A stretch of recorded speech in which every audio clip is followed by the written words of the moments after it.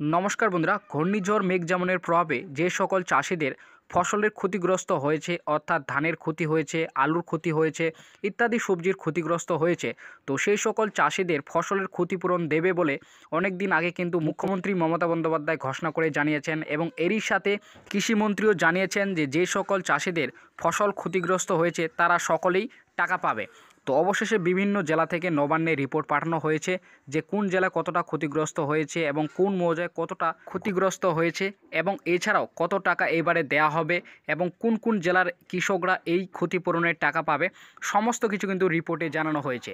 তো এই ঘূর্ণিঝড় মেঘ যেমনের প্রভাবে আপনার যদি ফসলের ক্ষতিগ্রস্ত হয়ে থাকে তাহলে আপনি এই ফসলের ক্ষতিগ্রস্তের টাকা পাবেন কিনা, বা কোন কোন জেলার কৃষকরা এই ফসলের ক্ষতিপূরণের টাকা পাবে বা কত টাকা করে পাবে, সমস্ত কিছু কিন্তু আপনারা আজকের এই ভিডিওটিতে আপনারা জানতে পারবেন। তো অবশ্যই আপনারা ভিডিওটি শেষ পর্যন্ত দেখবেন, আপনি টাকা পাবেন কিনা সেটা কিন্তু অবশ্যই আপনারা এই ভিডিওটিতে জানতে পারবেন। তো ভিডিওটি শুরু করার আগে আপনাদের কাছে একটি ছোট্ট রিকোয়েস্ট, যদি আপনারা এই চ্যানেলে নতুন দর্শক হয়ে থাকেন তাহলে অবশ্যই চ্যানেলটিকে সাবস্ক্রাইব করে পাশে থাকা বেল আইকনটি অল করে রাখবেন, কারণ এই ধরনের আপডেট সবার আগে পাওয়ার জন্য। তো এই সংক্রান্ত আজকের প্রতিবেদনে যেটি জানানো হয়েছে, শীতের শুরুতেই টানা বৃষ্টি আর তাতে বিপাকে পড়লেন চাষিরা। কারণ বৃষ্টির জেরে শুধু ঝাড়গ্রাম জেলার ধান ও আলু ক্ষতিগ্রস্তের পরিমাণ প্রায় ৭১ কোটি টাকা। জেলার ৩টি ব্লকে সবচেয়ে বেশি ক্ষতিগ্রস্ত হয়েছে বলে জানা গিয়েছে। তো শুধু কিন্তু ঝাড়গ্রাম জেলা নয়, একাধিক জেলায় কিন্তু এই ঘূর্ণিঝড় মেঘ যেমনের প্রভাবে ফসল ক্ষতিগ্রস্ত হয়েছে, যেমন পূর্ব মেদিনীপুর, পশ্চিম মেদিনীপুর, হুগলি, বাঁকুড়া, বীরভূম ইত্যাদি জেলায় কিন্তু ফসলে ক্ষতিগ্রস্ত হয়েছে, ধানের ক্ষতি হয়েছে এবং আলু চাষের ক্ষতি হয়েছে, তো ইত্যাদি ফসলে কিন্তু ক্ষতিগ্রস্ত হয়েছে। তো তারপরে জানিয়েছেন, এমনই রিপোর্টে নবান্নে পাঠিয়েছেন জেলা প্রশাসনিক আধিকারিকরা। তারা জানিয়েছেন জেলার 3টি ব্লকে ৫,৪০২ হেক্টর জমি শুধু ধান নষ্ট হয়েছে। ধানের পরিমাণ প্রায় ৩০,০০০ মেট্রিক টন। মূলত কাটতেই দেরি করায় বেশিরভাগের ক্ষেত্রে জমির ধান নষ্ট হয়ে গিয়েছে। অনেক ক্ষেত্রে দেখা গিয়েছে ধান কাটা হয়ে গেলেও মাঠে ফেলে রাখা হয়েছে, এর ফলে ক্ষতির পরিমাণ বেড়েছে। ঝাড়গ্রাম কৃষি আধিকারিক অজয় শর্মা বলেছেন, এই মাসে শুরুর দিকে বৃষ্টি হওয়ার ধান ও আলু ক্ষতি হয়েছে।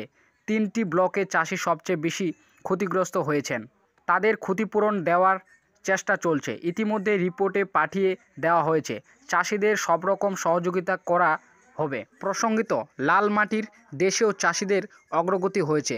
বর্তমানে ঝাড়গ্রাম জেলার সারা বছর ধরে বিভিন্ন ফসলের চাষ হয়।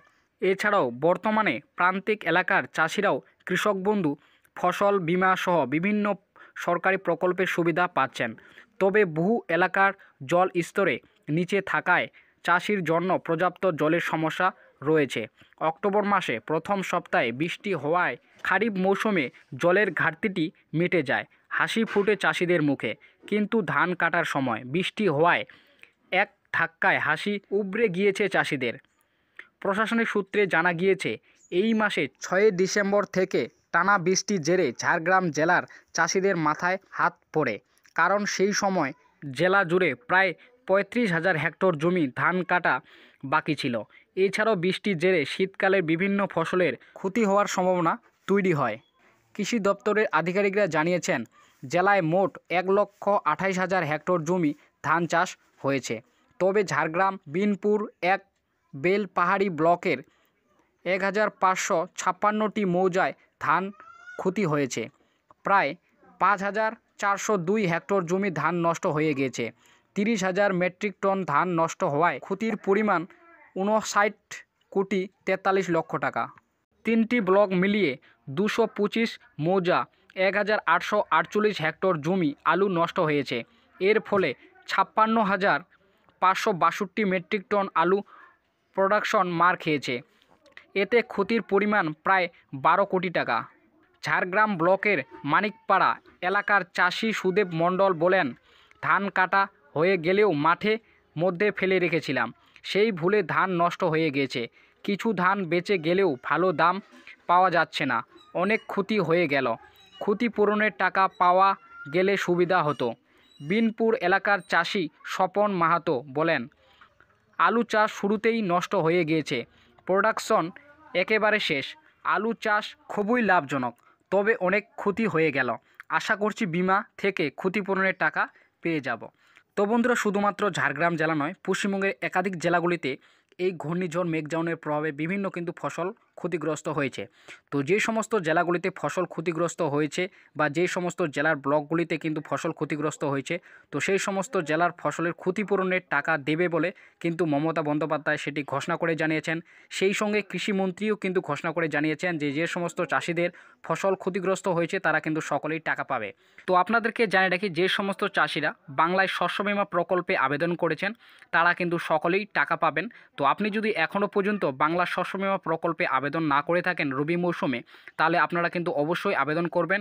আপনাদের কিন্তু দুয়ারে সরকার ক্যাম্প শুরু হয়েছে 15ই ডিসেম্বর থেকে 30শে ডিসেম্বর পর্যন্ত দুয়ারে সরকার ক্যাম্প চলবে। তো আপনারা যদি এখনও পর্যন্ত বাংলা শস্য বীমা প্রকল্পে আবেদন না করে থাকেন তাহলে অবশ্যই আপনারা কিন্তু বাংলা শস্য বীমা প্রকল্পে আবেদন করবেন। আপনার যদি ফসলের ক্ষতিপূরণ হয়ে থাকে তাহলে আপনি কিন্তু অবশ্যই সেই টাকাটি পাবেন।